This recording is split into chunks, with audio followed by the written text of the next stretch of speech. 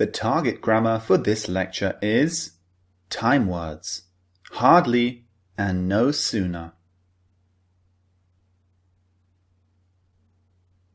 English has many time words, and we're going to look at these two. One of them is a phrase, no sooner. The other one is a word, hardly. We actually use them in very similar ways. Let's have a look at the meaning for each one. First of all, look at the meaning for hardly. Have a look at this example. We had hardly started our meal when the restaurant manager came and said that it was closing time. So in this sentence, what does hardly mean? We use hardly to say that one event happened right after the other event. So if you look at the example above, what's the first event? The first event is we started our meal. The second event is the restaurant manager came and said that it was closing time. We use hardly in this way to say that one event happened right after the other event. They were very close in time to one another. That's the meaning of hardly.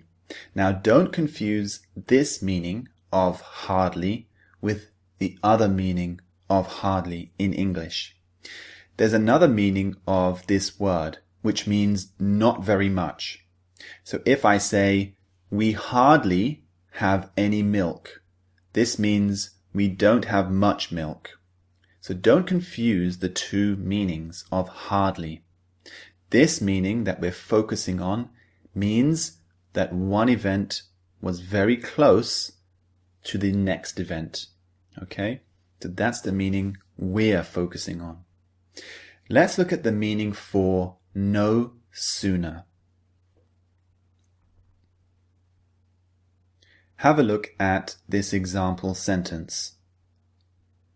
The company had no sooner launched when it had to close down due to financial issues. So what does no sooner mean in this sentence?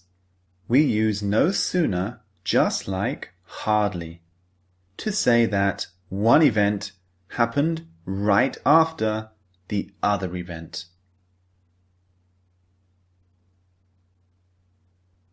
In the example above, what is the first event? The first event is the company launched. So that means the company started. And the second event is that it had to close down because of financial problems. So we use no sooner to say that just after the company started, it had to close down. So the second event happened just after the first event.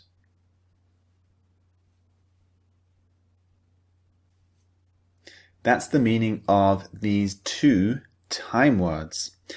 The meaning of these two words are the same. There is a couple of differences which we'll look at in the following lectures, but the general meaning is the same. We're saying that one event, the second event, happened just after the first event. So the time between the two events was very short. It was very close.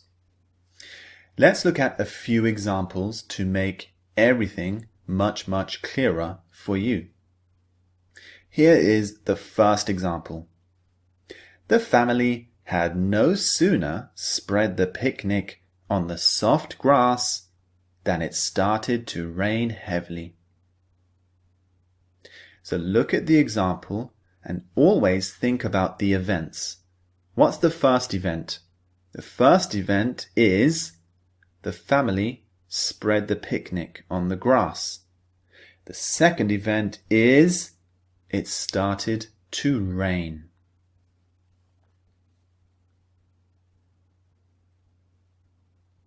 So always think about the two events that are happening.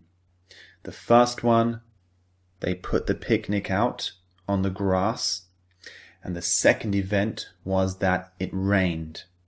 So we used no sooner to say just after we spread the picnic out, it started to rain. So we're saying the two events happened very, very close together. Let's look at the second example sentence. The man was very friendly. We had hardly met before he invited me to his house for dinner. In this example, the person is saying that the man he met was really friendly because the first event was they had met for the first time. The second event was that he invited him to his house for dinner. These two events were very close together. So he's saying he was very, very friendly. Just after we met, he invited me to his house for dinner. So he was very, very kind. Let's look at another example. The golfers had no sooner teed off before they had to go back to the clubhouse because of poor weather.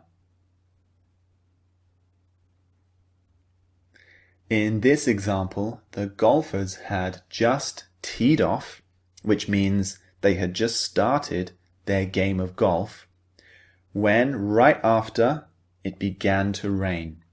Remember, the two events happened very close together, one after the other.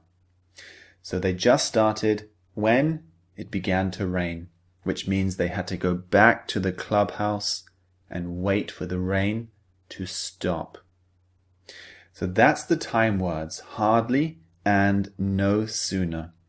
Move on to the next lectures, the structure and the things to note. Then you can start the listening and speaking practice. I'll see you in the next lecture.